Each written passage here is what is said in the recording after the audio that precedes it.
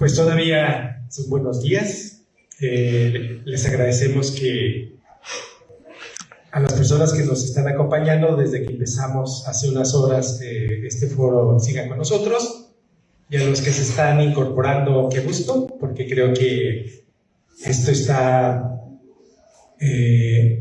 creciendo, diría yo.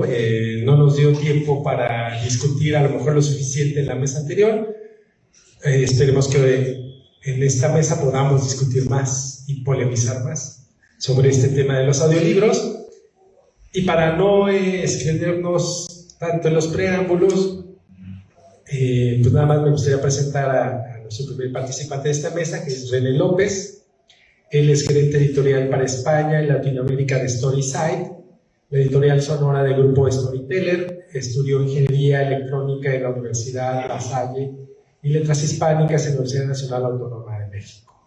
Fue editor de la revista en línea Hermano Cerdo y editor en jefe de la revista Tierra Adentro de la Secretaría de Cultura. Antes de dedicarse de lleno al uso de nuevas tecnologías en uso editorial, como libros electrónicos, audiolibros y optimización de procesos con inteligencia artificial.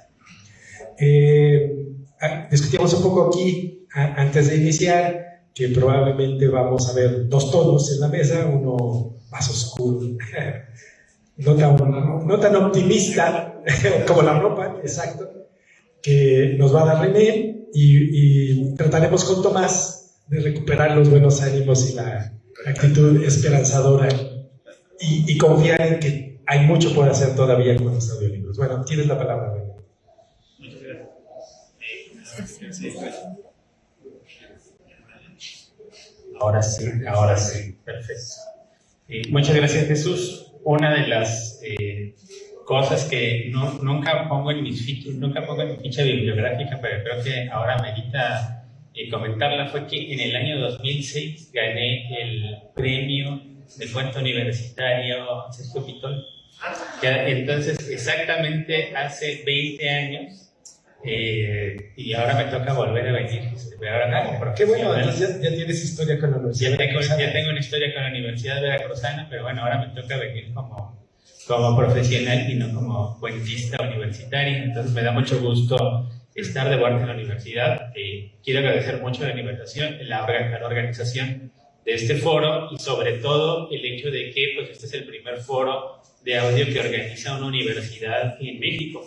Entonces creo que eso es muy valioso, y creo que es muy valioso que sea la Universidad Veracruzana, que tiene justo toda esa trayectoria con su editoría, que sean los primeros que se preocupen por organizar un foro, y que pues justo sea un foro con un gran nivel. Y también quiero aprovechar para decir que para mí es un honor compartir mesa con Tomás Granados, que es uno de mis editores, así casi podría desmayarme como grupo. Bueno, aguanta. Todos sabemos que todo lo bueno, todo lo innovador que tiene el Fondo de Cultura Económica estuvo tomando detrás de eso, y bueno, y ahorita con Grano de Sal también está haciendo un trabajo maravilloso, envidiable. Quisiera yo ser como el de grande, pero yo estoy grande, entonces no me va a dar tiempo. Empiezo justo contando esto porque lo que quiero, podemos pasar a la siguiente. Lo siguiente que quiero yo contar pues va a ser un poco triste, ¿no? Porque tiene que ver un poco con lo que estaban platicando la vez pasada. Y es que tenemos este estereotipo mexicano de que el mexicano no lee porque es flojo. Y tenemos aparte el doble estereotipo de que el audiolibro es el libro para la gente que es floja y no lee. Entonces, si de por sí uno no lee porque es flojo, si le estoy usando el audiolibro, es que es flojísimo, es que es así como la peor persona del mundo, porque es como, no solo no haces el esfuerzo de leer, sino que pretendes leer poniendo un audiolibro. Y un poco quiero yo poner este estereotipo en contexto. Y con la presentación que vamos a tener, podemos pasar a la siguiente. Lo primero que vamos a hablar un poco sobre los fundamentos económicos de por qué esta aproximación es, en mi opinión, falsa. Y les voy a hablar de algo rarísimo que se llama el superávit cognitivo. Podemos pasar a la siguiente, por favor. En primer lugar, tenemos este tema que es la paradoja del tiempo libre. México, y esto sale cada rato en las noticias y todo, es uno de los países en los que más horas trabajamos a la semana. De acuerdo a algunas cuentas, pues bueno, como saben, ahorita está justo la pelea por reducir la jornada de 48 a 40 horas. En general, el promedio nosotros trabajamos 42 horas a la semana. Eso lo podemos comparar justo, por ejemplo, con España, que trabajan en un promedio 32 horas a la semana, y luego con Finlandia y Noruega, que trabajan todavía un poquito menos, unas 28 horas a la semana. ¿Por qué estoy comparando con los países nórdicos?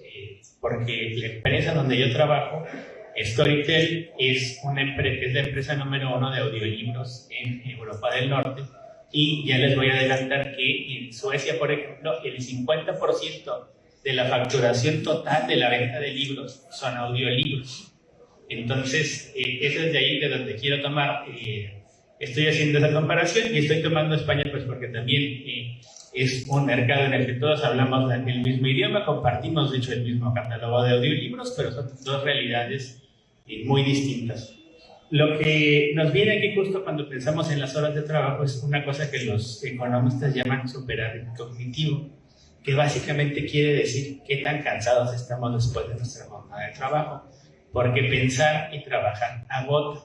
Nuestro cerebro, justo estábamos hablando de sentimientos, los sentimientos son impulsos químicos, son impulsos químicos que provocan reacciones corporales. Sentir cansa, requiere energía. Estar tenso en el trabajo te agota más, por cierto, que estar feliz. Hay muchas formas de medir. Por ejemplo, justo ustedes tienen un reloj que mide el estrés. Si traen un reloj inteligente que mide el estrés, lo que mide es su resistencia corporal, porque la resistencia del cuerpo cambia. Si está uno tenso o no está tenso, es decir, todo esto consume energía. Y mientras más trabajamos, menos poder cognitivo tenemos para dedicar en nuestros momentos de descanso a otras actividades, como por ejemplo la lectura, ¿no? No solo la lectura en general, sino pues el consumo de todo tipo de artes y tal, la convivencia con nuestras familias, etcétera, etcétera. Todo eso también requiere energía. Y si nosotros pasamos ese tiempo en el trabajo, pues es una energía que no podemos dar al momento, por ejemplo, específicamente en este caso de leer, lo que afecta a todas las actividades. Podemos pasar a la siguiente, por favor. Y luego entra aquí también el tema de lo que los economistas llaman productividad laboral, es decir, el Producto Interno Bruto de un país entre el total de horas trabajadas. Y ahí es justo donde empezamos a ver de nuevo la paradoja. Mientras en Noruega, por cada hora trabajada se producen $132, en México tenemos solo $25 por cada hora trabajada. Esto en cuanto a la producción. Es decir, por cada hora que nosotros le invertimos a nuestro trabajo en promedio, estamos teniendo una quinta parte de lo que un noruego produce al trabajar. Y ya les voy adelantando de nuevo, porque trabajo en una empresa nórdica.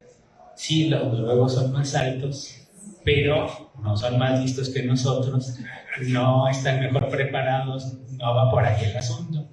Pero sí que hay esta disparidad. Entonces esta disparidad nos pone en un doble problema. Uno, no tenemos tiempo para actividades de ocio, para aprovechar tiempo libre. Y dos, esta producción que tenemos también nos restringe la posibilidad económica de aprovechar este tiempo libre.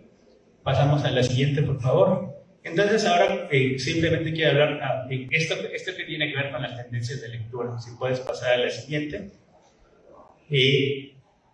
Uno, por ejemplo, es que esta divergencia en las horas está haciendo que en los últimos años estamos viendo un crecimiento de la lectura en España. Es decir, los españoles cada vez pasan más tiempo leyendo libros. Si esa gráfica la invirtiéramos en negativo, pues veríamos lo contrario a lo que está pasando en México desde que salimos de la pandemia, y es que cada vez ocupamos menos tiempo para la lectura. Y eso es, digamos, un poco injusto en realidad, porque nosotros para medir lectura medimos que se lea lo que sea, este periódico, o sea, lo que sea se mide como lectura, y en España estamos ahí sí pensando solamente en libros. En Europa del Norte el nivel de lectura está plano, porque básicamente ya no podrían leer más. Estamos hablando de sociedades en las que se leen 40, 50, 70 libros al año. Pero de nuevo, spoiler alert, la mitad de ese consumo son audiolibros. Podemos pasar a la siguiente. Hay varias brechas de acceso al libro. Por ejemplo, justo aquí en México, que es un país que tiene una identidad muy alta, la cantidad de tiempo que puede invertir una persona con nivel universitario para lectura es muy distinta a la que puede invertir en lectura una persona que no ha terminado la escolaridad primaria. Podemos pasar a la siguiente, por favor. Y esto se traduce también en un tema en la infraestructura física, es decir, en cuántas librerías y bibliotecas públicas podemos encontrar en estos países. Puedes pasar a la siguiente, por favor. Y pues aquí está la comparación que pueden ver, por ejemplo, en Finlandia hay 110 librerías por cada 100.000 habitantes. De hecho, hay todavía más bibliotecas en Finlandia, hay 127 bibliotecas por cada 100.000 habitantes. Y si alguna vez van a Finlandia, a Helsinki, van a decir, Dios mío, qué lugar tan aburrido. ¿Dónde está la gente? De hecho, donde está la gente es adentro de las bibliotecas. Las bibliotecas en Finlandia son una cosa impresionante. Son unos espacios increíbles para leer, pero no solo para leer, también para comentar libros, para dibujar, te pueden prestar un piano, te pueden prestar un podcast, también puedes sentarte a leer audiolibros. En España hay una librería por cada 15.000 habitantes, sobre todo porque hay una red independiente de librerías muy fuertes en España. En Argentina, si vemos toda Argentina, la historia es muy distinta, pero específicamente en Buenos Aires hay una librería por cada 35.000 habitantes. Casi todas parecen que todas están en Corrientes y luego no cierran, entonces uno puede ir a buscar un libro a la hora que sea. Desafortunadamente, en los últimos años, el costo de un libro en papel en Buenos Aires se ha disparado por los cielos, pero aún así siguen teniendo, incluso de los libros de viejo, pero siguen teniendo una cantidad. Aquí en México hay una librería por cada 120.000 habitantes, y la mayoría obviamente están concentrados en los centros urbanos más grandes.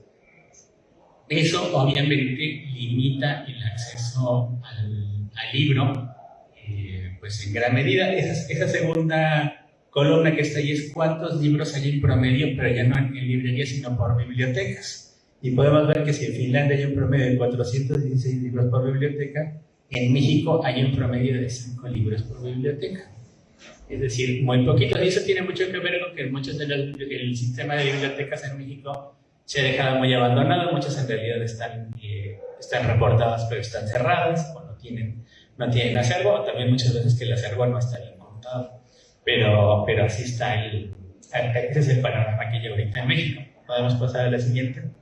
Entonces, quiero empezar justo con ese tema del estándar nórdico, porque muchas veces nosotros tenemos esta tendencia a compararnos con Dinamarca. No sé por qué específicamente con Dinamarca, pero tenemos esta tendencia de decir, bueno, es que tenemos el servicio como con Dinamarca, no sé qué, pero específicamente justo en Finlandia y Noruega hay un apoyo institucional increíble, porque esta red de bibliotecas están apoyadas en casi totalidad por apoyos federales, o digamos el equivalente a lo que serían aquí los municipales, y eso justo ya que llegan a una densidad de 127 bibliotecas por cada 100.000 habitantes, y la lectura es prácticamente un derecho universal. Y insisto, para ellos la lectura no tiene este aspecto cerrado de un libro en papel que no sientes de ahora, porque también como les digo, las bibliotecas son espacios comunitarios donde se lee en voz alta, donde se escuchan audiolibros, donde se puede tocar música, donde puedes rentar una hora para tu estudio de podcast. Todas esas cosas están abiertas, ¿no? Y de hecho, justo bueno, yo no diría en ese sentido gran parte, porque es lo que me comentan mis compañeros, en esas partes, el grueso de los libros impresos no los compran particulares. Son ventas que se hacen en bibliotecas, y porque se espera que el consumo particular vaya a ser mayoritariamente en audiolibros y por medio de plataformas de audiolibros. Esa es la forma en la que está ocurriendo en Europa del Norte. Vamos a pasar a la siguiente, por favor. Y en ese sentido quiero hablar justo de este tema de cómo entran aquí los audiolibros a la ecuación, específicamente en España y América Latina. En Europa del Norte hay una cosa justo muy particular que tiene que ver con la empresa donde trabajo yo, y es que en Europa del Norte el audiolibro es el formato que llegó primero. El libro electrónico nunca existió. La compañía de trabajo yo, Storytel, comenzó con esta idea de lanzar un smorgasbord de audiolibros, es decir, un buffet de audiolibros, que era una idea opuesta a cómo se comercializaba el audiolibro en el resto del mundo, que era paga una tarifa plana y puedes escuchar todos los audiolibros que quieras. Esta idea, que ahorita pues dices, bueno, pero es que ahorita hay Netflix, hay Spotify, y yo sí tengo mi música y así veo mis videos, pero esta idea justo cuando salió de hecho en Europa del Norte, pues era algo que no era pues para nada habitual en el mundo, ¿no? Incluso en esos países se veía como algo raro, pero dadas las características que ya les estoy platicando de Europa del Norte, era un formato que empezó a crecer con una velocidad muy rápida, hasta llegar al punto en el que Storytel adquirió la editorial más vieja de Suecia, Norstedts, que publica, por ejemplo, Stieg Larsson, que publica a Camilla Läckberg, que publica muchos de los premios Nobel, y no al revés. Es decir, si ustedes, justo el día que vayan ustedes a Estocolmo a recibir su premio Nobel, van a ver en el archipiélago de Estocolmo el edificio de Norstedts, que tiene ahí las letras de Storytel en las ventanas, porque pues es una cosa ya de identidad de los países del norte, escuchar audiolibros, y muy específicamente en la compañía donde trabajo yo hay una competencia bestial, y como les cuento yo, ya maduros, en el sentido de que ya prácticamente nadie no puede escuchar audiolibros. Islandia, que es un país muy chiquito, son cerca de 300,000 habitantes, prácticamente a una persona por casa tiene una suscripción a un servicio de audiolibros, para que se den una idea. Esa es la realidad de cómo se están consumiendo los audiolibros en Europa del Norte. Pero aquí en México y en América Latina es muy distinto. Lo que sí no cambió, y eso tiene que ver justo con que Storytel fue la primera en abrir aquí en América Latina, es que el 80% del consumo de audiolibros es por suscripción. Esto ya también lo había contado Elena, pero es muy importante porque esto nos habla de que los audiolibros no se producen para venderse, sino que se producen para que estén en una plataforma, y esto va a tener muchas repercusiones que voy a hablar en la lámina siguiente. Pero la segunda, justo, que viene un tema de gestión de tiempo. Justo como una de las cosas que platicamos es que lo que no tenemos en América Latina es tiempo. El escuchar audiolibros se vuelve una oportunidad de poder leer más. Y no porque uno sea flojo, sino porque no tiene tiempo. La mayor parte de las escuchas de audiolibros se hacen en los momentos en los que estás atrapado en el tráfico, sobre todo en el Valle de México, pero también en Tijuana y en Cancún. Vemos muy claramente los patrones de que esas son las horas de más escucha, y la segunda hora de más escucha son los fines de semana, pero esa es la hora en la que te toca hacer el mandado, la hora en la que te toca lavar la ropa, la hora en la que te toca limpiar la casa. Pones un audiolibro. Esto contrasta con que yo no lo podía creer cuando me lo contaron, pero literalmente en Europa del Norte llegas a tu casa a las 4 de la tarde, después de un arduo y larguísimo trayecto de 15 minutos desde tu lugar de trabajo, te pones tu antifaz, te acuestas en tu sillón y escuchas 2 o 3 horas de tu audiolibro favorito. Es decir, son patrones de consumo muy distintos, pero desde el principio justo se vio que la oportunidad del audiolibro en América Latina nunca iba a ser competir contra el libro en papel, como sí claramente compite en Europa del Norte, sino como un complemento, sobre todo en estos momentos en los que puedes hacer 2 cosas a la vez. Eso no quiere decir que no haya gente que ya esté apartando tiempo para únicamente escuchar audiolibros, pero la mayoría escucha audiolibros mientras hace otra cosa. Algo que comentaba justo Eric es que la mayoría de los libros es una sola persona, sin música y sin efectos de sonido, y eso tiene que ver mucho con eso, aunque si estés escuchando el chacachaca de la lavadora, probablemente los efectos de audio y el sonido binaural del audiolibro pues, no va a tener el efecto que el productor quería. Es algo que, insisto, sobre todo escuchamos cuando venimos ahí. Y de hecho, hay una cosa, por ejemplo, una de las tendencias muy curiosas es que, por ejemplo, en las mañanas en la Ciudad de México, la escucha de libros infantiles de 7 a 7 y media de la mañana sube, y luego después de las 7 y media se cambia a consumo de romance y romance histórico. Porque son las mamás que vienen con los niños en el coche, entonces les ponen audiolibro para que estén tranquilos, se bajan y entonces ella cambia su libro en lo que llega al trabajo. Vienen esas dos variantes. Y la otra justo también es que la escucha es móvil, es decir, no estás, el mecanismo por el cual escuchas es tu teléfono. ¿Podemos pasar a la siguiente, por favor? ¿Qué es lo que pasa cuando cambiamos de suscripción? Que a la hora de cambiar de suscripción, muchos de los vicios y problemas que tiene la industria editorial en América Latina se quedan desvelados. En primer lugar, es que es algo que hay que hacer con mucho énfasis, pero cuesta mucho trabajo entenderlo, y es que en la suscripción no se paga la venta del libro, se paga lo que se escucha. Si tu libro se escucha a la mitad, te pagamos medio libro. Si se escuchan 10 minutos, no pagamos nada. Si se escucha completo, entonces ese libro es bueno y nosotros, todas las compañías de audiolibro, vamos en tendencia a producir lo que la gente quiere escuchar, no lo que el editor quiera producir o lo que el mercado quiera destacar.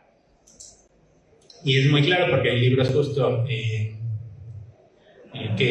pues uno puede decir, oye, este libro tiene una faja que dice que ha vendido 1 millón de copias en papel, pero resulta que en audiolibro pues nadie lo escucha o escucha 5 minutos y dices, claro, bueno, igual este libro, pues por ejemplo, muchos de los libros de cómo formar hábitos pasan estas cosas, que igual venden muchísimo, pero al final nadie tiene el hábito de terminar de leer un libro de hábitos, y la industria se va moviendo cada vez más a producir lo que la gente quiere escuchar. Hay tendencias en ese sentido. Por ejemplo, uno de los grandes aprendizajes, por ejemplo, fue que en América Latina, sí, de verdad, entre lo que se estaba produciendo y lo que la gente quería escuchar, había una divergencia enorme. Y ahorita, al contrario, por ejemplo, hay una tendencia en toda América Latina muy clara de que autoras jóvenes escribiendo sobre la experiencia de ser mujer en América Latina es algo que conecta muy claramente con las lectoras de América Latina, y es algo en lo que yo en mi editorial especialmente estoy apostando por esos derechos, porque veo que es algo que está funcionando muy bien. Pero digamos que ese escritor que tenemos como ese estereotipo que escribe sobre sus borracheras y lo duro que todavía es el escritor, eso nadie lo quiere leer al día de hoy, nadie le interesa. Entonces, pues esos libros solitos se van saliendo del mercado específico de los audiolibros. El otro es el tema de los derechos. Nosotros cuando empezamos, y ahora todavía tenemos el problema, había muchos editores que ni siquiera tenían contratos firmados con los autores. Entonces, cuando tienen los derechos del audiolibro, pues no sabían de qué tenían derechos de nada, ¿no? Por eso queremos derechos por 5 años de este libro, pues no saben qué son derechos de audio y tal. Como dice Elena muy bien, desde hace unos 2 años esta situación se ha ido revirtiendo. Ya los autores, cuando van a firmar preguntando quién va a leer su audiolibro, sobre todo en las editoriales más grandes, pero todavía falta mucho ahí. Pero entonces la cosa es que la industria del audiolibro vino a forzar la profesionalización de muchos editores para seguir los estándares internacionales de derechos, que pasan mínimamente por tener un contrato firmado con el autor, con las condiciones mínimas de esa sesión. Y como les digo, justo es que esto cambia el hecho de quién es el prescriptor, y el prescriptor finalmente termina siendo el mismo lector en las plataformas de audiolibros, porque, insisto, el ingreso se va a generar a partir de lo que tú quieras escuchar. Entonces tú cuando te escuchas estás votando todo el tiempo por qué es lo que quieres que se siga produciendo en los audiolibros. Esto es algo que Y yo les puedo anticipar justo porque lo veo en Europa del Norte. Por ejemplo, en Europa del Norte es muy claro que son los reyes del crimen, porque eso es lo que se escucha en audiolibro. En Europa del Norte, aquí en México, el crimen no funciona porque para el crimen están las noticias. Entonces, aquí lo que se escucha es literatura de ficción escrita por mujeres latinoamericanas y clásicos. O sea, nos fascinan los clásicos. A nivel de audiolibros, El Conde de Montecristo, que dura el audiolibro de 42 horas, es uno de los audiolibros más escuchados de Storytel, y eso tiene quizá mucho que ver porque hay mucha gente que genuinamente quería leer El Conde de Montecristo, pero pues si en mi vida voy a poder leerlo, no lo puedo ni cargar. Bueno, el audiolibro no lo tienes que cargar. Entonces, esto viene. ¿Podemos pasar a la siguiente, por favor? Creo que sí, no. Bueno, antes de, no me va a tocar a mí, vamos a dejar las preguntas y respuestas para después. Lo que no quise incluir yo en las láminas es que, pues claro, esto no es una panacea, porque el hecho de que es un servicio de suscripción crea un montón de nuevos problemas para un público como el de México, o el de Colombia, o el de Chile, que es el último país donde lanzamos Storytel. Nos está yendo súper bien, pero tiene sus complejidades. ¿Por qué? Porque un servicio de suscripción que funciona a través de tu móvil implica, uno, que tienes un móvil al menos relativamente de gama media, que tienes acceso a Internet, y el acceso a Internet cuesta. La suscripción cuesta muy poquito, y cuesta muy poquito en comparación a comprar un libro en papel, pero también cuesta. Y simplemente el hecho de que alguien pues te dé una tarjeta de crédito para pagar esta suscripción, pues es algo que aquí en México pues está muy limitado, y las tarjetas de crédito, específicamente en México, pues no se sabe si son una ventaja o un grillete, ¿no? Porque las tasas de interés de una tarjeta de crédito en México son nuevamente 5 veces más altas que las de una tarjeta de crédito en Noruega. Entonces, ¿por qué les quería plantear yo este tema así al hablar de cómo ha ido creciendo la industria de los audiolibros? Sí es cierto que cuando lanzamos Storytel teníamos 536 títulos en el catálogo, entre los que producimos nosotros y los que nos llegaron por terceros. Y el día de hoy, este informe que comenta Elena siempre se queda corto, pienso yo, porque yo tengo más audiolibros en la plataforma de los que estoy en el reporte y no los tengo todos. Ahorita debe haber unos 70,000 audiolibros en español, pero este volumen no nos dice nada si no pensamos justo en cómo se puede acceder, y quizá la suscripción unipersonal sea un modelo que funcione en Noruega y en Dinamarca, pero que quizá también no solo necesitamos repensar el tema de cómo pensar el audio, sino también en cuál es la mejor forma de hacer llegar los audiolibros a los lectores en América Latina. El audiolibro, insisto, mientras vayamos haciendo esa transición, espero yo, a jornadas más cortas y a tener más superávit cognitivo en América Latina, el audiolibro es un gran paliativo para pues poder aprovechar ese tiempo y esa necesidad que tenemos justo de conexión emocional, de conexión espiritual, que solo nos pueden dar los libros. Pero sí que necesitamos justo quizá repensar de alguna forma si este es el único medio o el mejor medio para este modelo de negocios, es el mejor para poder hacer llegar los audiolibros a la gente. Es muy claro justo también que tenemos una tradición oral tan grande en América Latina, una tradición de radio enorme. Somos la capital la Ciudad de México es la capital mundial del streaming de Spotify, pero obviamente no es pagado, es gratuito. El 10% de los streams de BTS de Arira son en México. Es decir, nos encanta estar escuchando en México, pero tenemos quizá todavía esta idea muy sacralizada de cómo dar a conocer el libro, que nos impide imaginar maneras más amplias para que el audiolibro, y por tanto el libro, porque el audiolibro y el libro pues es lo mismo, pues puedan alcanzar a más lectoescuchas o escuchas. Y yo con esto voy a terminar mi intervención.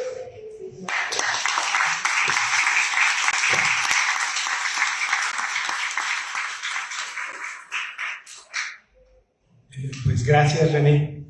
Gracias por recordarnos que no somos Dinamarca ni Noruega. Hace mucho frío. Sí, bueno, preferimos el calor del trópico. Ajá, muy bien. Sí, sí, claro, ¿no? Un pambazo en Dinamarca quizás no sepa bueno. Pues para aumentar la polémica y a lo mejor siguiendo un poco algunas de las líneas que trazó René en su presentación, me gustaría compartirles que yo me quedé con las ganas de preguntarle a Elena, que la queremos mucho porque siempre es así como muy llena de energía, de ánimos, de empujarnos a hacer cosas, ella misma, ¿no? Ha desarrollado varios proyectos con bastante éxito. Y sus cifras, pues sí, parecen, ¿no? Que nos ofrecen un panorama con muchas perspectivas para el audiolibro en español, pero hay gente, y quizás yo me cuente entre ellos, que lo vemos con cierto escepticismo, ¿no? En el caso de la editorial de la Universidad Veracruzana, aunque ya estamos publicando audiolibros, y estamos ahí haciendo un gran esfuerzo, pues sentimos que nos hace falta mucho, no por hacer todavía, y hemos enfrentado pues distintos tipos de resistencias, ¿no? Para la selección, la producción, la comercialización. Y cuando yo recibí nuestro primer informe hace unos meses de cómo va la distribución, o más bien la escucha, porque estamos bajo este esquema de plataforma, o es uno de los esquemas que utilizamos, pues el resultado era de que nuestras regalías eran de 10 centavos. Entonces, después de un año de estar en circulación los libros, 10 centavos, pues sí, lo sentí como que qué triste tanto esfuerzo para haber obtenido 10 centavos, ¿no? Y bueno, también algunos compañeros aquí en los pasillos decían que a lo mejor el público mexicano, o al menos el público mexicano de nuestra edad, pues a lo mejor no podrá entrarle a los audiolibros o a los productos de audio como lo hacen los jóvenes, o como lo hacen ahora los niños, ¿no? Y bueno, nos queda clarísimo con la exposición de René que no somos Dinamarca, que no vamos a consumir como los daneses audiolibros, pero justo, bueno, vamos a tratar de responder, si se puede, o si les interesa a nuestros participantes, pues estas incógnitas, ¿no? O sea, cómo consumir, cómo obtener resultados con los audiolibros en el mundo de habla hispana y particularmente en México, que aunque ya parece que hay un público y hay un interés y hay un mercado y hay productos, pues todavía estamos como muy lejos de conseguir que nuestros audiolibros pues sean escuchados por un público, ¿no? Y me refiero específicamente al caso de la editorial de la Universidad de Veracruz.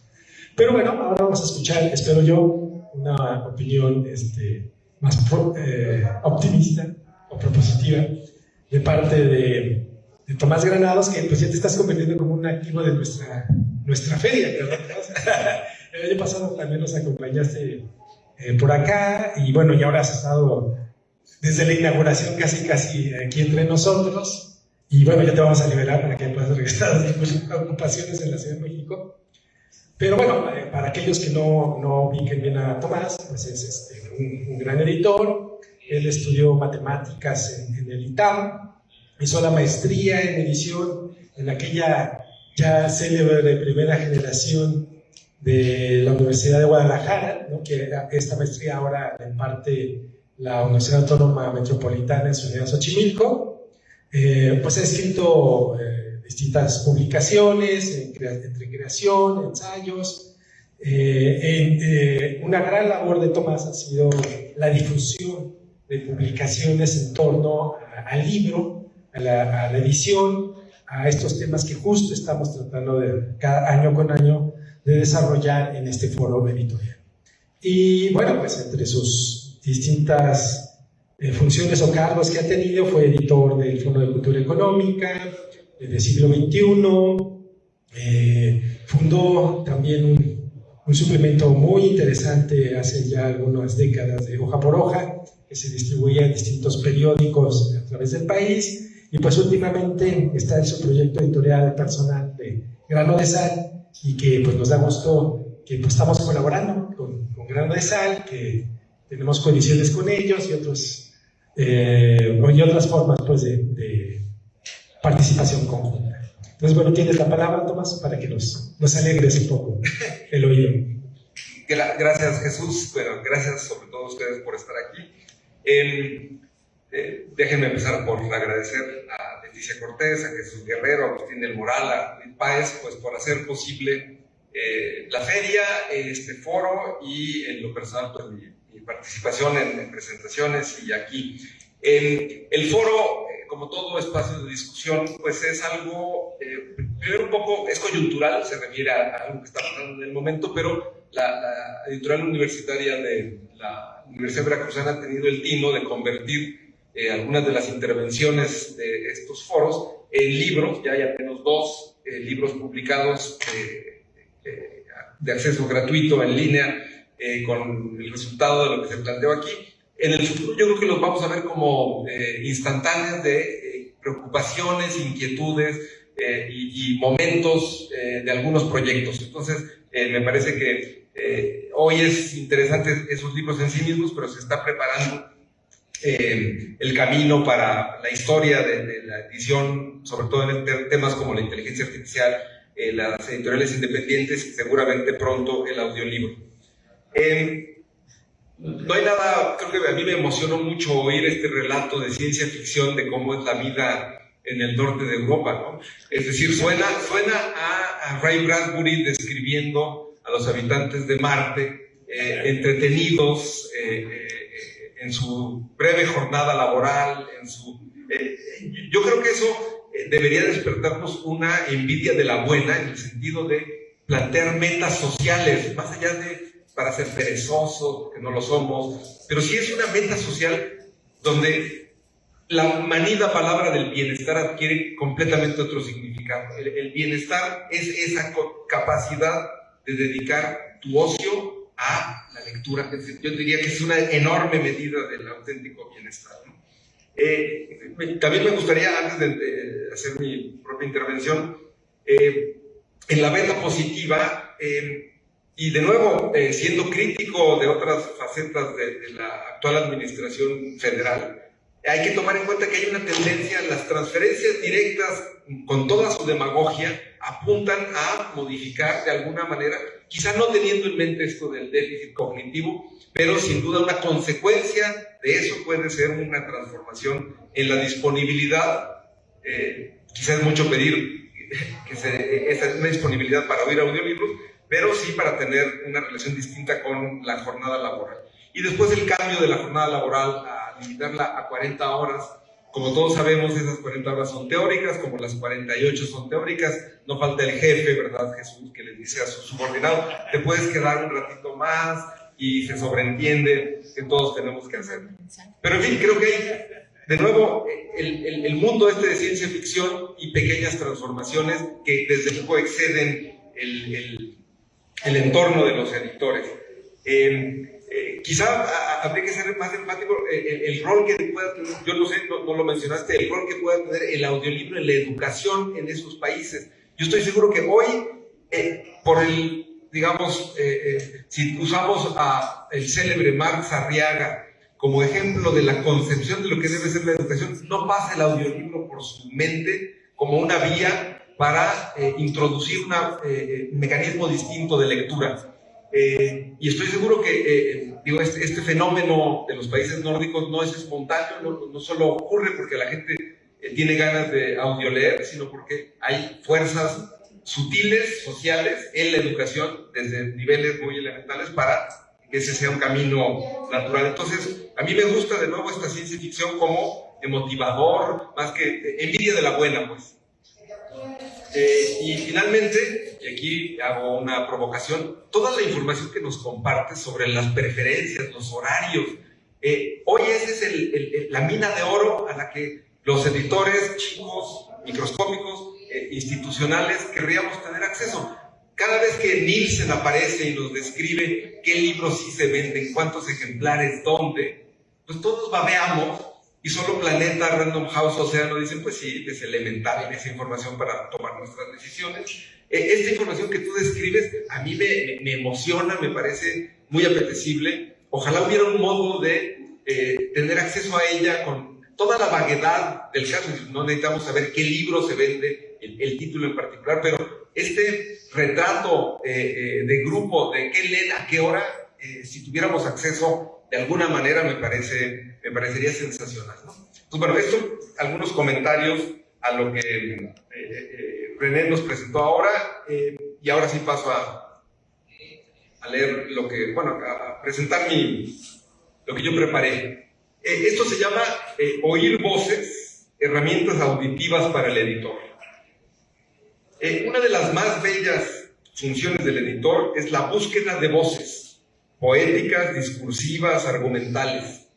El editor de adquisiciones es un sabueso en pos de esa presa. Queremos usar el olfato, el famoso olfato editorial, aunque las más de las veces solo nos quedamos con la mandíbula y las patas para atrapar a autores y autoras. O sea, el olfato es una quimera y nuestro esfuerzo es mucho más terrenal. Empiezo preguntándome a qué me refiero con qué es una voz. Y es un tema pues, entre poeta, entre lírico y concreto. Yo como editor lo que estoy buscando es la expresión personalísima de una forma de ver, sentir e interpretar el mundo.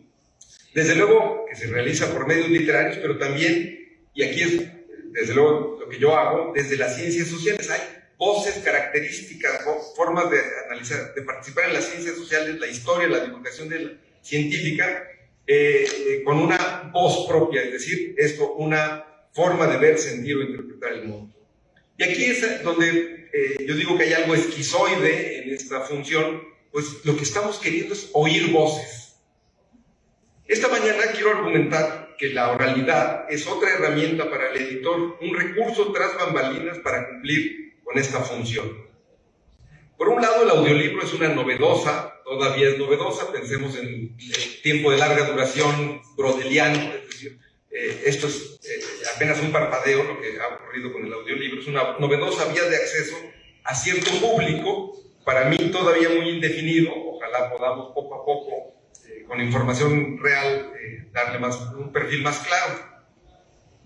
Yo formo parte de ese público. La audiolectura es una acompañante continua, más que la música, en mis recorridos urbanos y alguna vez durante la pandemia cuando procuraba mitigar las angustias y el aburrimiento con un poco de ejercicio funcional. Me dedico a husmear en novedades y clásicos, como es el Conde de Montecristo, no, pero otras cosas semejantes, en novedades y clásicos por igual, a menudo saldando cuentas pendientes.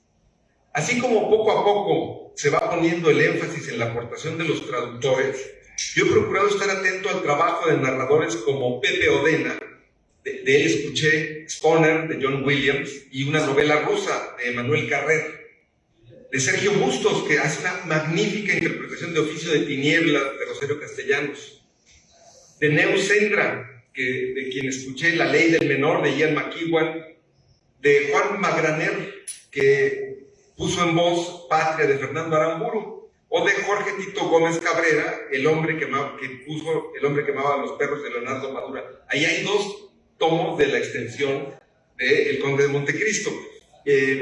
Quizá un primer camino para contribuir todos nosotros a finlandizar México es que nos convirtamos en audiolectores. Yo daría una invitación, el compromiso de todo participante de este foro es salir convertido en audiolector. Y dispuestos a emprender la audiolectura de estas grandes obras. Bueno, la inmersión en una cápsula de mi auto, ese aislamiento sonoro e imaginativo, quizá puso en riesgo mi seguridad, pero me permitió tener pues un tipo de lectura distinto que, por supuesto, a mí me llevó a ser luego productor, a publicar audiolibros.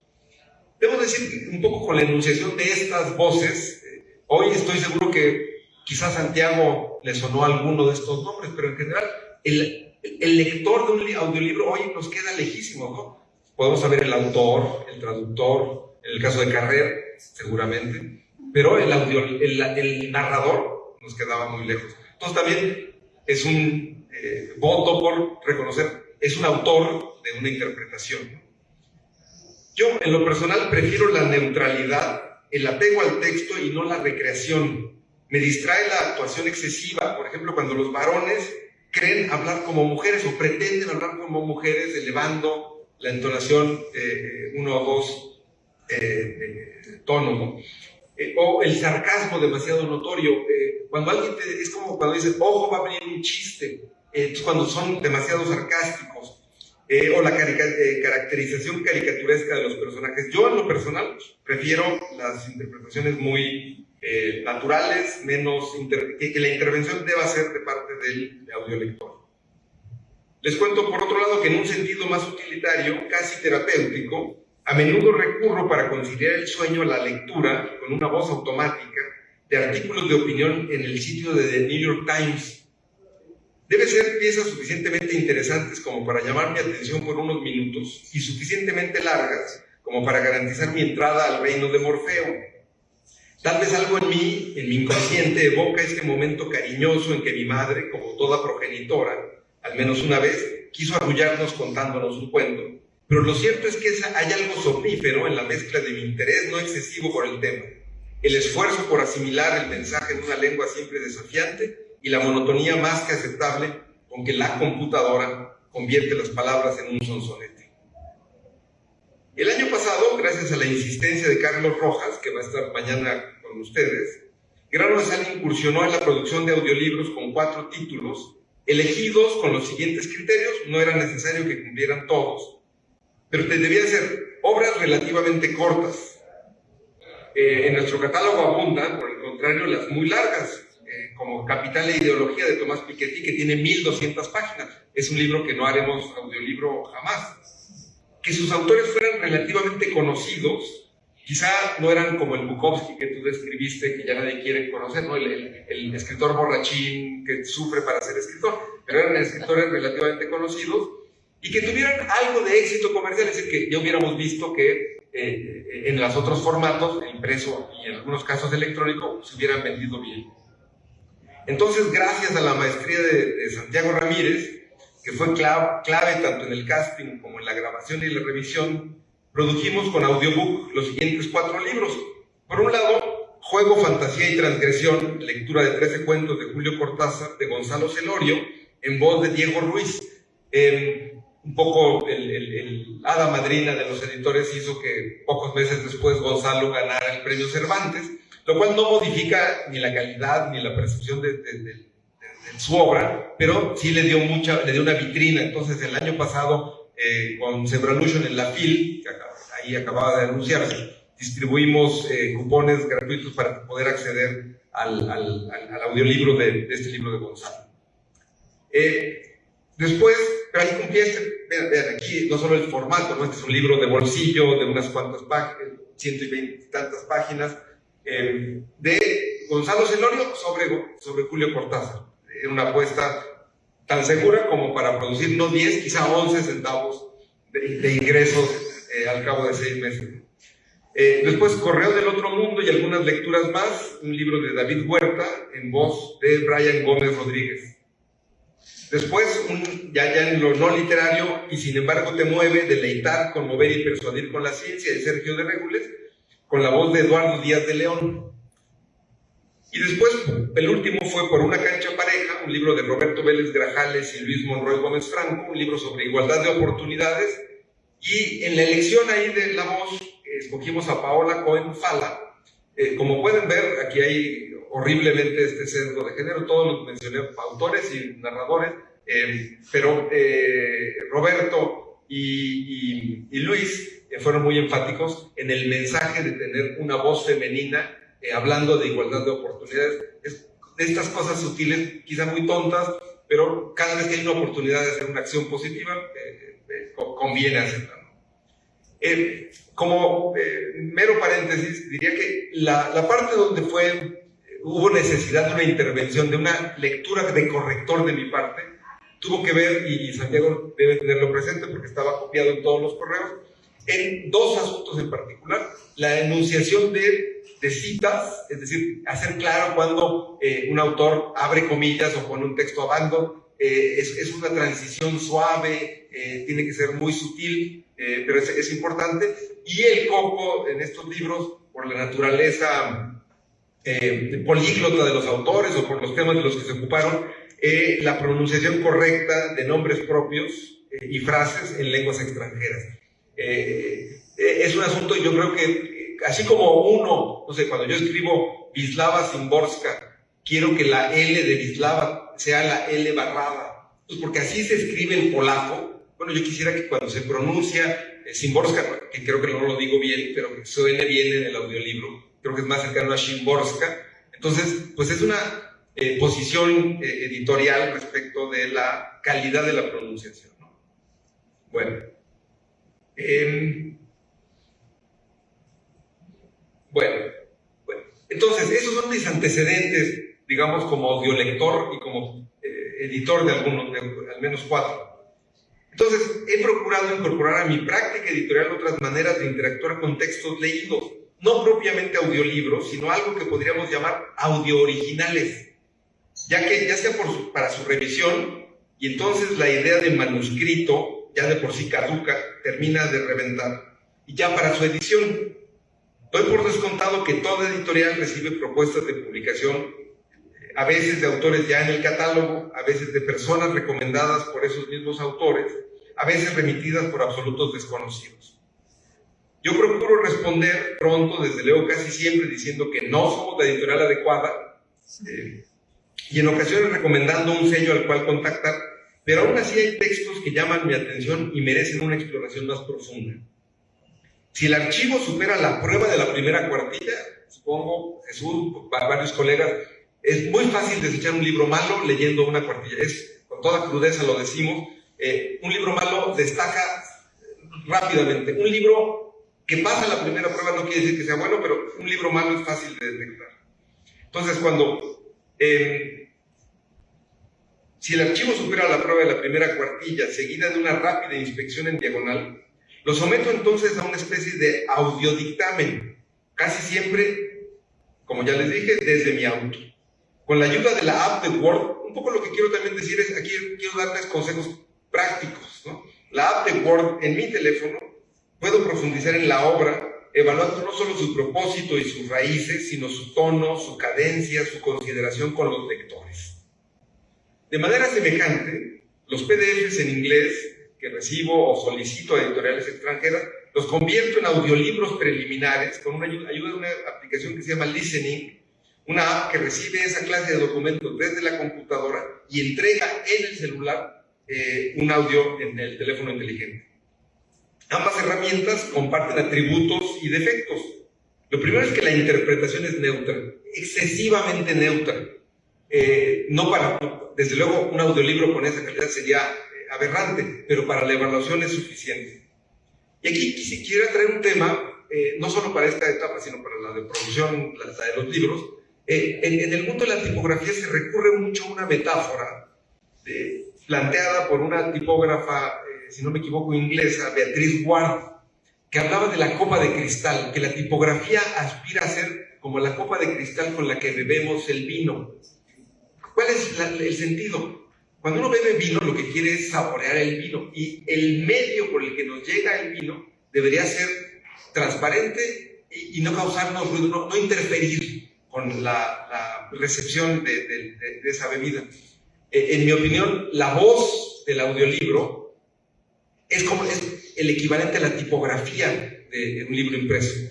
Y en consecuencia, todas las consideraciones que hace Beatrice Ward sobre la copa de cristal para la tipografía como un medio transparente, respetuoso, al servicio de aquello que contiene, se le aplican a las voces. Entonces, ahí, digamos, hago una invitación, buscar ese texto famoso de Beatrice Ward, La copa de cristal, aplicable también a los audiolibros. Bueno, tiene la ventaja también esto que los archivos son manejables, aunque tienen algunas dificultades, porque se traban o se repiten fragmentos. Y entre los defectos de estos sistemas de conversión de audio originales, como les digo, es que incluyen cosas que a veces no necesitan leerse. Si tienen cornisa, repite la cornisa, a veces pone el número, tiene que hacer una pequeña edición, pero suficientemente sencilla como para permitir esto. Entonces, por un lado está este protoaudiolibro como herramienta de evaluación editorial. Y después, cada vez más, cuando tengo que hacer ediciones de libros que pasaron por el OCR, o sea, por el reconocimiento óptico de caracteres, pues digamos que me construyo una nostalgia de la lectura con atendedor, cuando se ponían dos personas y uno leía el original y el otro la versión capturada, y el que leía la versión capturada podía detectar erratas. Ahora, o sea, yo lo hago al revés. Cuando necesito un texto que está la versión nueva en la computadora, es la que pongo a sonar como atendedor, me lee lo que está capturado y yo mientras tanto lo confronto con el original del que proviene. Sirve muchísimo para encontrar erratas, las confusiones usuales del OCR. Entonces, una herramienta para revivir esa práctica de la lectura con atendedor. Pero lo más importante en todos estos casos, y aquí ya voy concluyendo porque vuelve a ser una especie de llamado a una de las cosas más bellas que ha producido el audiolibro, es a tener conciencia desde la labor editorial, a tener una reivindicación del sonido en la prosa. Es decir, que los editores, y pienso en los editores universitarios, los autores de las universidades, no digan que yo los digo, pero escriben muy mal.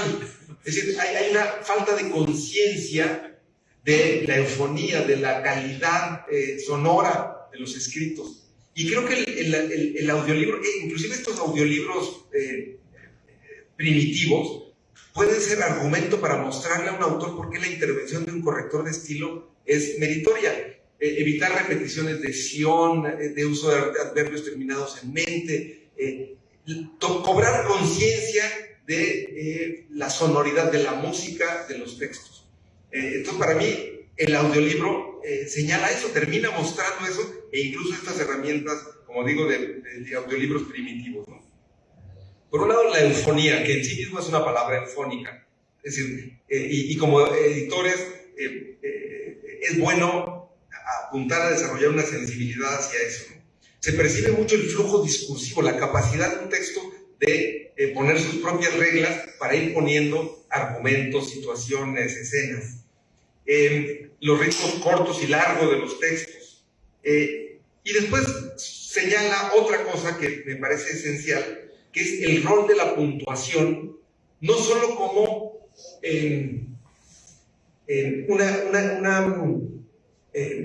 un marcado estructural y lógico. Para mí la puntuación es sobre todo una indicación al lector de unidades semánticas. Yo cuando escribo y cuando corrijo, busco usar la puntuación más para separar bloques, para hacer énfasis de dónde termina algo, dónde empieza otro. Desde luego eso en general coincide con la eufonia, con que suene bien, pero creo que en general para producir un buen texto que suene bien, habría que señalar otro tipo de cosas. Es decir, es más como, no solo la estructura lógica, sino como una partitura. Si yo estaría, y ahorita voy a hablar, quizá me adelanto un poco, pero si uno usara un texto en Word para hacer un audiolibro en lectura automática, perdón, Santiago, que diga palabras tan desagradables, pero habría que agregar puntuación aún en lugares donde el texto no lo tiene, pero que el audiolibro necesita. Es decir, hay una serie de marcados como de partitura que no van a aparecer en el libro, pero que en la versión que se convierta en audiolibro son necesarios. En fin, entonces, en mi opinión, la voz neutra, sea humana o artificial, conducidas con precisión, es ideal para libros como los que publicamos en Grano de Sal. Hoy está claro que las voces automatizadas son odiosamente notorias, como cuando la primera tipografía digital era tosca, poco flexible, notoriamente distinta de los tipos móviles. Pero 3 décadas después, nadie echa de menos el plomo y el antimonio. Quizá la grabación humana será en el futuro como los discos en vinil, un lujo para conocedores. En resumen, el audiolibro es sin duda una vía adicional para conquistar públicos, ya sea que solo lean por las orejas o que de lo oral pasen luego a lo escrito.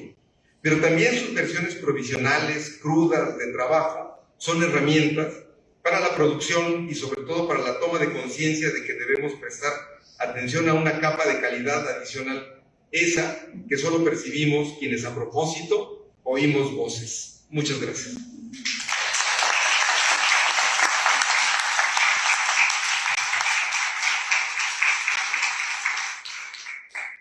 Pues gracias Tomás. Creo que mejora un poco nuestro ánimo. Bueno, pues abrimos la sesión ahora a las preguntas y respuestas. Aprovechemos aquí la presencia de nuestros ponentes anteriores, desde luego que pueden tomar también la palabra. Los citamos en algún momento, entonces si quieren rebatir, adelante. Entonces, te doy el micrófono y vas poniendo como el orden.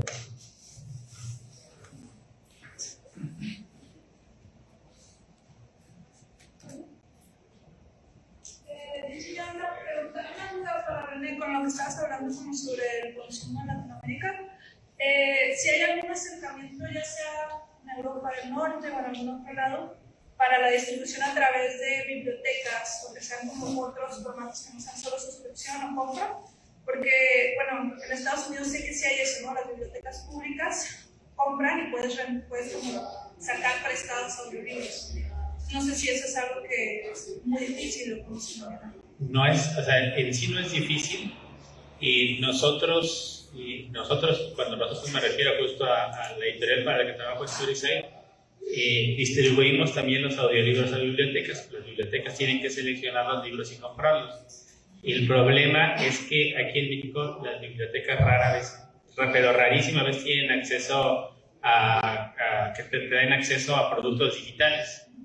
Pues porque muchas veces las bibliotecas, la realidad aquí es que pues puede ser un cuarto pintado con unos libros y un dependiente que está cuidando, ¿no?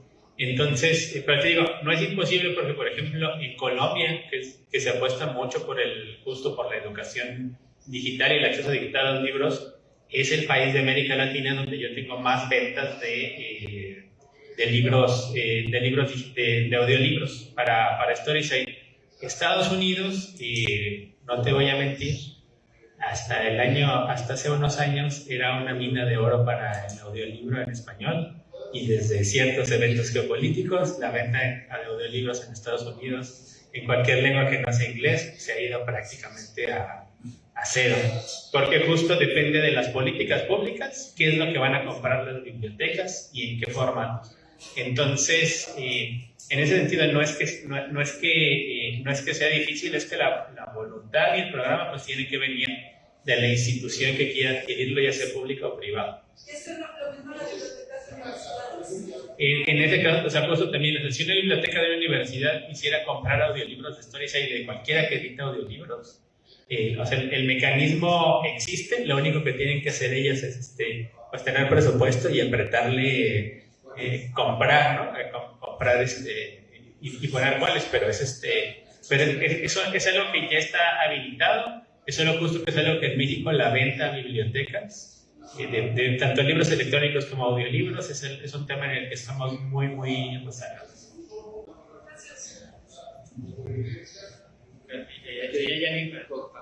¿Qué tal? Muchas gracias, Tomás y René, por la conferencia. Mi pregunta es sobre lo que comentaban acerca de la selección de narradores de esta línea de género. Es cierto que hay mucho más narradores masculinos que voces femeninas, y mi pregunta es ¿cómo hacen esta selección? ¿No? No hay todavía una especialidad, ¿no?, en narración de audiolibros, pero seguramente en adelante. Y bueno, eso cómo se realiza la selección, y si alguien quiere acercarse, ¿no?, gente de teatro, gente con estas pues, experiencias, ¿no?, con esta trayectoria, cómo es esta posibilidad de acercarse a las editoriales que están incursionando en los audiolibros. Gracias.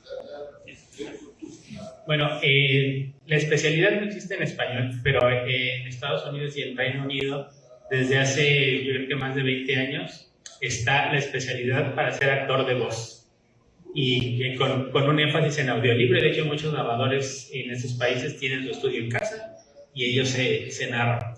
En cuanto al tema de que haya más narradoras que narradoras, yo ahí sí me permitiría, en ese sentido, en mi experiencia, hay igual de narradoras que de narradores. Yo te diría que de hecho tengo más narradoras favoritas que narradores, y Tomás mencionó uno de los puntos básicos, y es que siento que las narradoras, las buenas narradoras, tienen la capacidad de dar una voz masculina sin que suene a que se están burlando, y no conozco prácticamente ningún narrador que pueda tratar de hacer una voz femenina sin que suene a discriminación.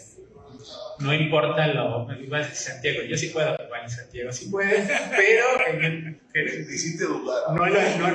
nunca he oído un libro que le hace toda una interpretación de mujer. Santiago no lo he escuchado, pero sí que es algo que tengo muy claro, que siempre justo hacen como o sea, como que dicen, no, pues si voy a leer a una mujer tengo que sonar débil, tengo que sonar así como, ¡ay! Entonces, así como, las mujeres actrices sí que saben hacer a un hombre sonar un hombre, aunque tengan voz de mujer, pero justo porque, por ejemplo, tú mencionaste, por ejemplo, a Neus Endra, que es la cátedra en España del audiolibro, pero pues yo, por ejemplo, Ana Ragazón es mi favorita, que va a estar aquí en la tarde, por cierto, Mara Brenner en Argentina. Bueno, hay muchísimas, y como te comento aquí en mi plataforma, lo que más escuchan son libros de mujeres, y lo que más escuchan son mujeres. El camino viejo solía ser venir por doblaje. O sea, aquí en México, cuando se abrió, pues lo que había era actores de doblaje y había que reentrenarlos para que hicieran audiolibros, o que venían justo de lectura publicitaria, y eso era muy difícil porque no puedes leer un audiolibro como si estuvieras leyendo un anuncio de relojes. Pero venían de estas partes, la recomendación actual es justo lo que viene aquí. Los mejores narradores son, por ejemplo, ahorita pues tenemos, justo en el App de Storytel tenemos una lista justo de jóvenes autoras, están leídas por narradoras, y la mayoría de esas son jóvenes actores de teatro. Entonces el consejo esencial sería que si te quieres ir para acá, te vayas a teatro, y aunque no hayas especialidad de actor de voz, pues tú misma te empieces a acercar a estos castings cuando haya oportunidad de participar en audiolibros. Ese es, yo creo, que el mejor camino para que puedas hacer. Sí, yo creo que la pregunta se la tienes que hacer a gente como Santiago, es decir, que ellos buscan voces. Para nosotros, cuando hicimos estos libros, recibimos el casting lo hizo Audiobook, a partir de una cosa que me pareció fenomenal, un cuestionario que era un retrato hablado de la voz que teníamos en mente, ¿no? Que obliga, lo más interesante de ese tipo de cuestionarios es que obliga a tomar conciencia de cosas que a uno no le pasan por la cabeza de manera espontánea.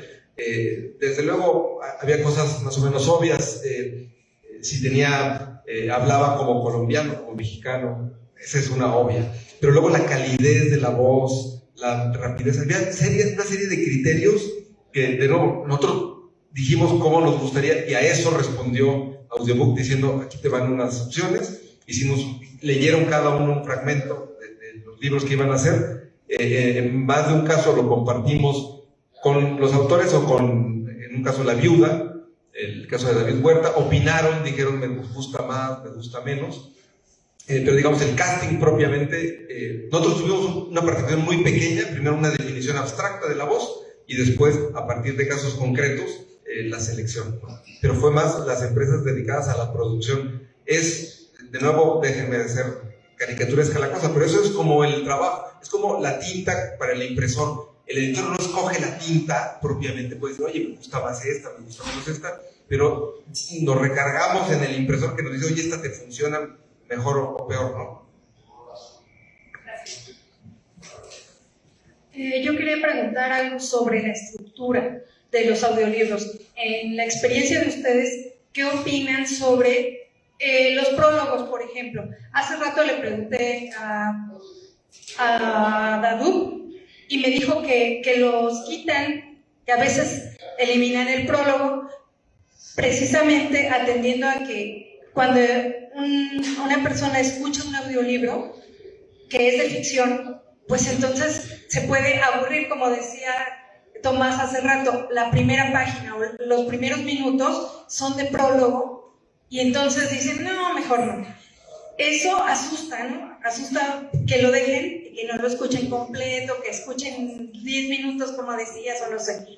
Entonces, ¿qué se hace? Yo tenía la idea de pasar el prólogo hasta el final, porque es la mejor manera. Digo, los prólogos son muy útiles, ¿no? Pero tal vez para el audiolibro no funcionan al principio. No sé si ustedes, claro, es una falta de respeto también, alterar el libro. No sé, ¿qué opinan? Ese es creo que uno de los retos que vienen ahí, y es justo pensar que el texto impreso es Dios y no se puede mover, ¿no? Y claro que es algo que tenemos justo, pues, porque pues, en la historia de la impresión pues empezamos con la Biblia, que literalmente da la palabra divina, y no habría que cambiarle en principio ningún carácter del lugar, ¿no? Para que no fuera a alterarse el significado divino, ¿no? Pero creo que de entrada estás hablando de ese tema del miedo de que el libro no se termine. Y yo te tengo que decir que la realidad es que la tasa de terminación promedio de un audiolibro es de 50%. Esa es la tasa promedio de terminación de un audiolibro. Los audiolibros que menos se terminan son los de desarrollo personal, porque si han tratado de leer Quien se ha robado mi queso, pues saben que después de las primeras 5 páginas ya no dice mucho más. Y los que más se terminan son los de romance, porque es hasta la última página donde sabes si se va a quedar con el chico o no se va a quedar con él. Tan fácil como eso. Pero tú tienes de entrada que asumir, y esa es una realidad que desde que entré aquí dije, es que la mayoría de los libros no se terminan. Terminamos los de la escuela porque había que hacer el examen, no sé qué, pero una vez que se lo deja el libro al albedrío de las personas, los libros no se terminan. En ese sentido, lo que sí te puedo decir es que las estadísticas duras nos dicen que cada segundo que tu libro no empiece, es decir, incluso que pongas algo como, por decir, no sé, Audiobook presenta una historia espeluznante, no sé qué.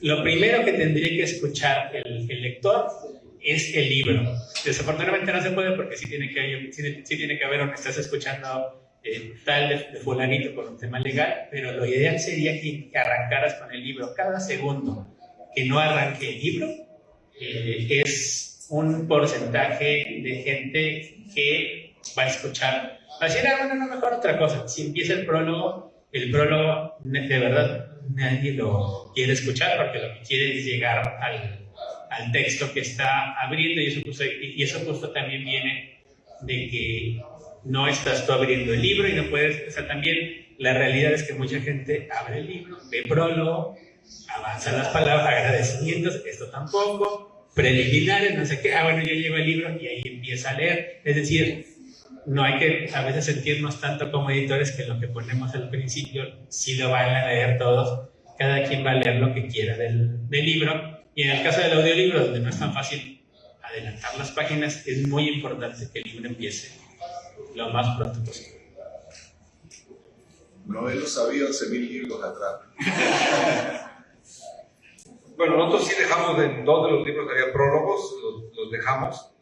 Lo que estaría buenísimo, un poco volviendo a la fuente de información, ¿no? Seguramente pueden rastrear cuándo la gente le da adelantar al prólogo, ¿no? Es decir, la tasa de, no sé cómo dijiste, de conclusión, pero de la lectura del prólogo, porque a lo mejor empieza el prólogo por y ¡pum! Siguiente track. Sería interesante conocer ese detalle de la relación con los preliminares, ¿no? Con los textos preliminares.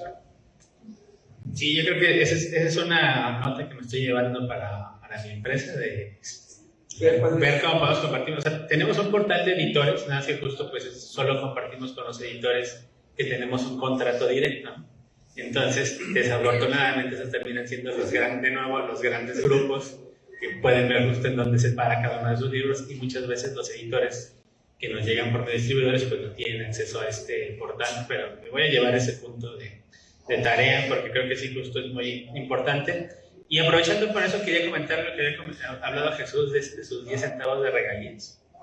Y es que voy a soltar justo otro dato, y es que de estos 55,000 audiolibros que tengo yo en el catálogo, el 50% de las regalías se distribuye entre los 100 títulos más escuchados. El 50% de las regalías. El resto se queda para los otros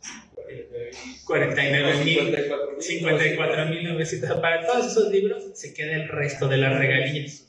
Es la cosa es que esto quiere decir que tú cuando vas a una librería, pues tienes una mesa de novedades, hay tantas así, pero en el teléfono no caben tantos libros, entonces hay solo unos pocos libros que van a llamar la atención, que son los que están de moda y vienen a hacer.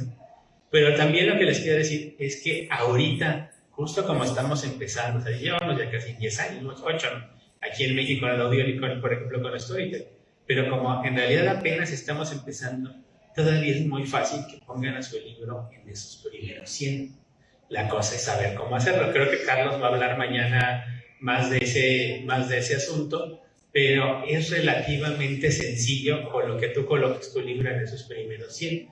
Nada más tienes que tener esa sensibilidad. Ahora también, esto no va a ser para siempre. El mercado más maduro, que es el mercado alemán, reparte el 50% de las regalías en los primeros 10.000 títulos. Claro que es un mercado mucho más grande que nosotros en número de escuchas y en títulos, y es el mercado más maduro en el sentido de que es donde más horas se escuchan al año de audiolibros, el mercado alemán, incluso más que en el inglés, porque pero justo ya hay esa cultura de que tú vas a ir por el libro que quieres y entonces todavía no está tan concentrado.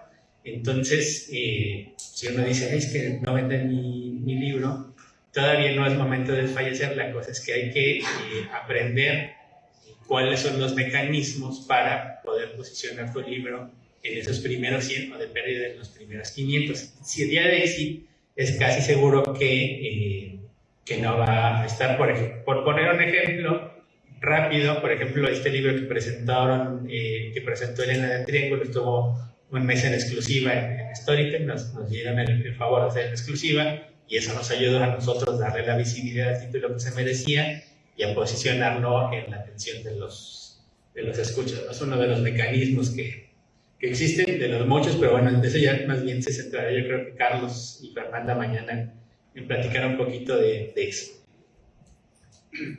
Yo lo único que quería agregar sobre esto es que sí tengo la impresión de que, un poco en el ánimo lacrimoso de Jesús, de que la relación costo-beneficio es muy distinta el audiolibro al libro electrónico. Si tuvimos dudas en algún momento con el libro electrónico, creo que la experiencia muy rápidamente mostró que una inversión relativamente pequeña producía ingresos más o menos pronto.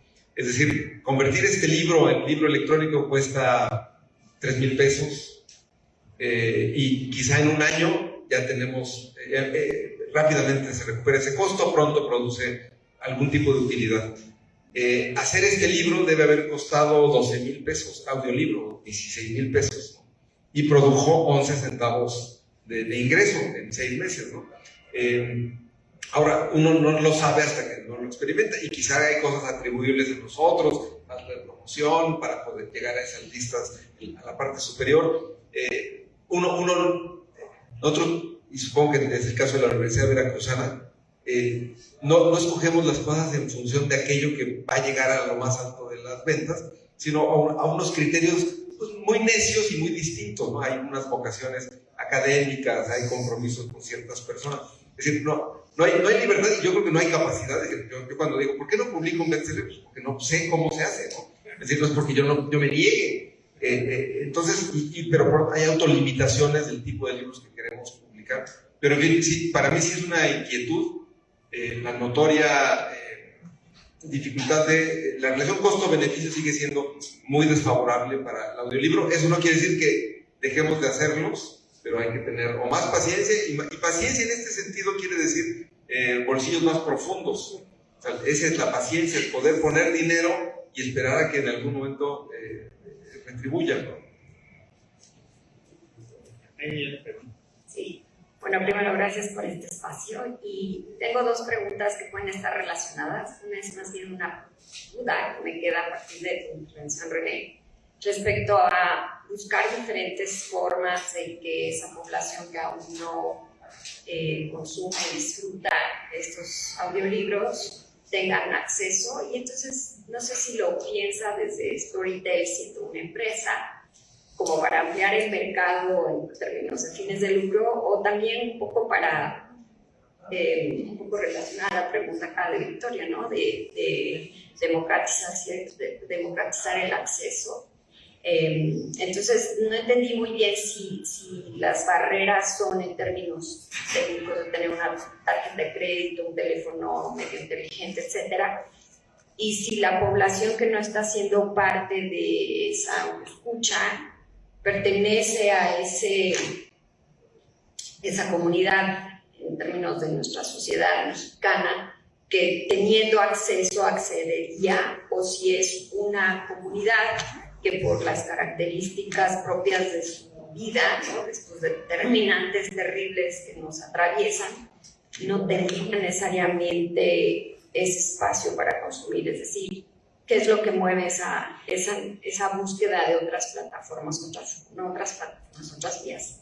Y la segunda es alguien deformada por la evidencia y lo ilusto por los datos, ¿no? De conocer un poco quiénes son los audioscuchas en Storytel, en términos de edad, de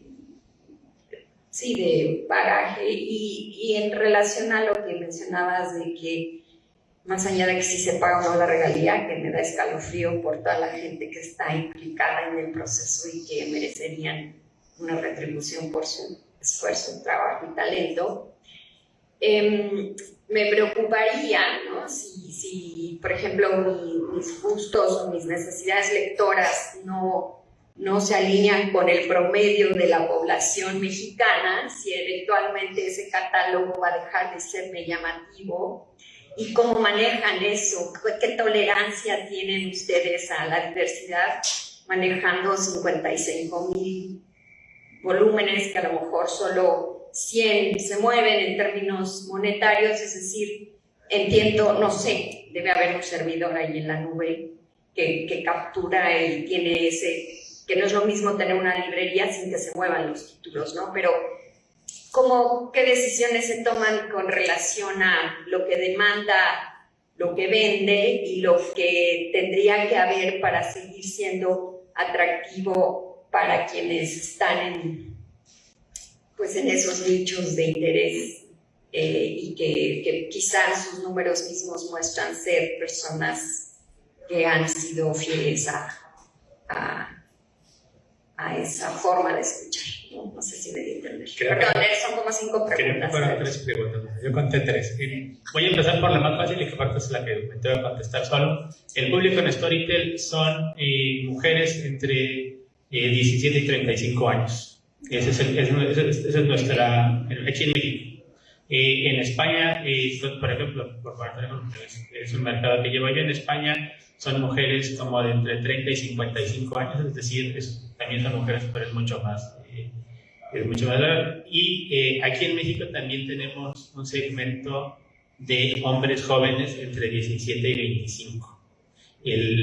Cuando lanzamos Storytel hace 8 años, tenemos un mayoritario uso de hombres mayores que eventualmente desaparecían de la plataforma. Yo asumo que porque les son más interesantes ahora mismo los formatos de podcast, de negocios y tal que hay, que en sí el audiolibro. Pero sé que cada plataforma, o sea, esto no es necesariamente representativo del mercado, porque yo vendo mis libros en otras plataformas y no vendo lo mismo. Entonces sé que esto es muy la curación y cómo nos construimos en Storytel el tema. Ahora, sobre el tema del acceso, voy a ir sobre el tema sobre tu última pregunta. Voy a poner un ejemplo para que te hagas una idea de lo que pasa. En Estados Unidos, las novelas de ciencia ficción, para ser exitosas, tienen que tener más de 500 páginas. Si no tienen más de 500 páginas, si son menos de 500 páginas, olvídate. No puedes vender libros de ciencia ficción de menos de 500 páginas. ¿Por qué? Porque en la ciencia ficción de Estados Unidos el 75% se vende en audiolibro. Esos audiolibros se venden en la plataforma principal de Estados Unidos, que es Audible, en la cual tienes un crédito al mes para comprarte el libro que quieras. Con ese crédito te puedes comprar un libro que dura 1 hora o un libro que dura 60. Entonces, ¿cuál vas a escoger para agarrar el más alto? Pues el de 60 horas. Entonces, los audiolibros de ciencia ficción cada vez son más largos para que el audiolibro sea más largo y tú te gastes el crédito en ese libro. El minuto es más barato. Exacto. El rendimiento por minuto. Exacto, entonces dices, con este crédito que tengo puedo comprarme 60 horas o una hora, es lo mismo, ¿no? Pero solo puedes coger un libro.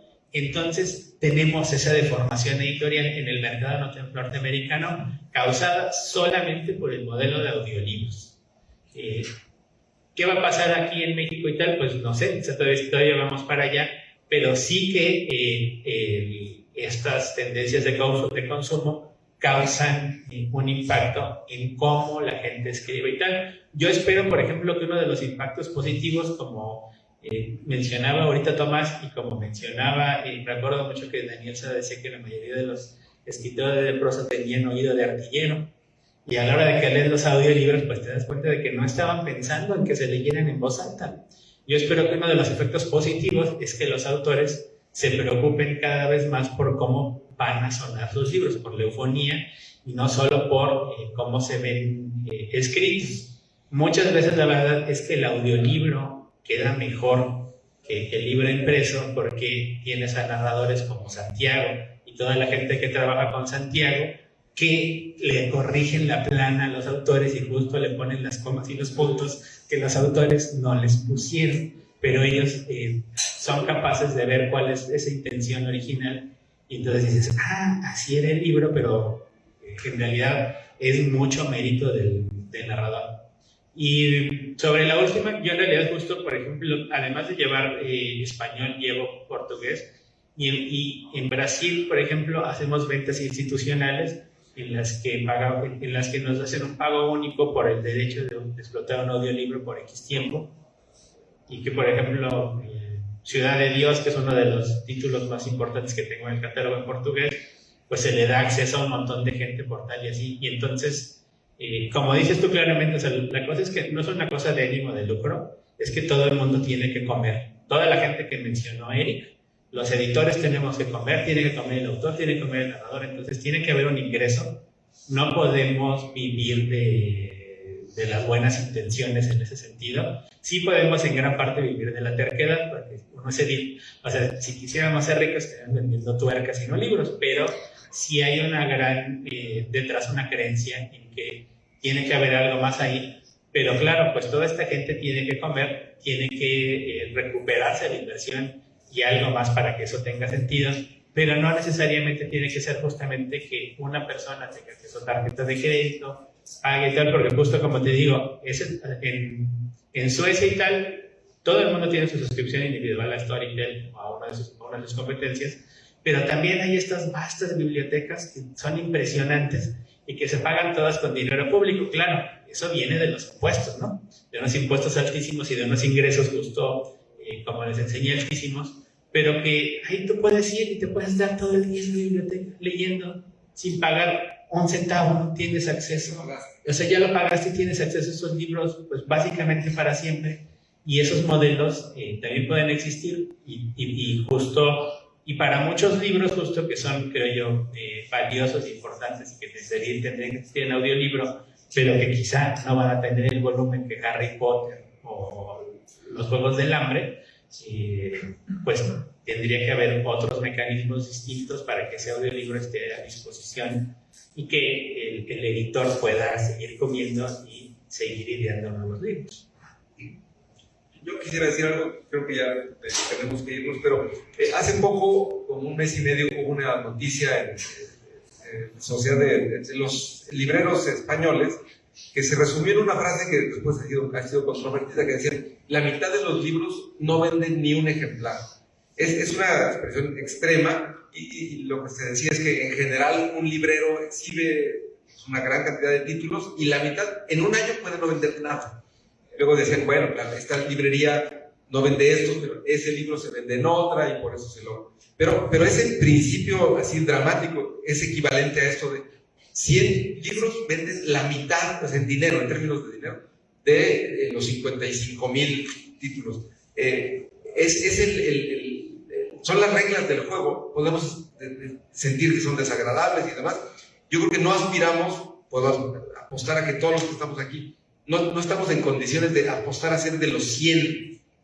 La tirada para mí es que esa otra larga cola suba un poquito en común, ¿no? Es decir, ya no sean 10 centavos, sino dentro de 6 meses $1, dentro de 6 meses ya $10, ¿no? Es decir, no, si aspirara a que este fuera un bestseller, pues mejor no lo hago, ¿no? Por un lado. Después, de nuevo, no es por ponerme en el ánimo lacrimoso, porque me choca, pero retribución en los libros que hicimos nosotros hubo para todos, por pequeña que fuera, menos para el editor. Es decir, el narrador, los 4 narradores que contratamos, cenaron ese día con el dinero que les pagamos.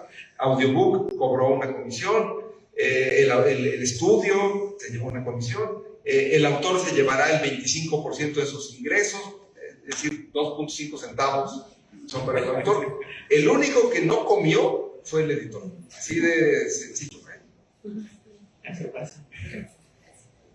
Nada más un comentario que nos enviaron vía Facebook es que quiere contestar a la pregunta del público que las USBIs, las unidades de servicios bibliotecarios de la Universidad Veracruzana, sí tienen audiolibros para préstamo.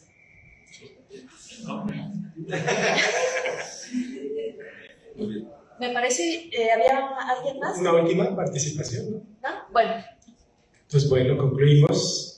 Muchísimas gracias, René, muchísimas gracias, Tomás, por su participación, y como en este tipo de actos les damos un reconocimiento de parte de la Feria del Libro, de la editorial de la Universidad Veracruzana, que dice por su destacada participación en la mesa 2 con el tema evolución y auge del audiolibro en Hispanoamérica, y como parte de los trabajos del 8º Foro Editorial El Audiolibro y sus alrededores. Pues este es el reconocimiento de René. Démosle un abrazo a él, un aplauso y abrazos y una bolsa de Cefius de la universidad y de la editorial. Lo mismo para Tomás, otro aplauso para él.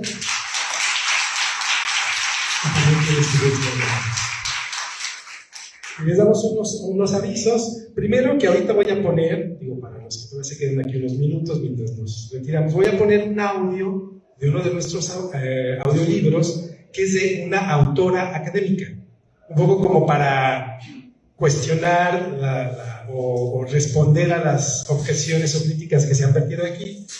Pues tenemos una autora, ¿no? Y además un libro académico. Y está en Spotify. Creo que no son de los más escuchados, pero ya les refería. Bueno, en otra aclaración, ya nos llegó un segundo reporte de nuestros ingresos. Ya tenemos 2 pesos, entonces ya mejoró un poquito. Ahí vamos. Y bueno, los invitamos a que a las 4, sí es a las 4, ¿verdad? A las 4 continuamos con el foro y vamos a una parte muy interesante, que es la práctica. La realidad de cómo se pueden llevar a cabo. Digo, va a ser muy sutil y experimental porque no vamos a tener toda la ambientación y los recursos necesarios, pero vamos a tratar de mostrarles cómo se hacen las grabaciones con la colaboración de Ana, que ya está acá con nosotros, y de Santiago. Y Leti ahí sirviendo como intermediaria. Entonces los invitamos que regresen, que continuemos con el foro, y que también el día de mañana cerramos nuestras actividades y también están cordialmente invitados a participar. Pues muy buenas tardes y gracias a todos.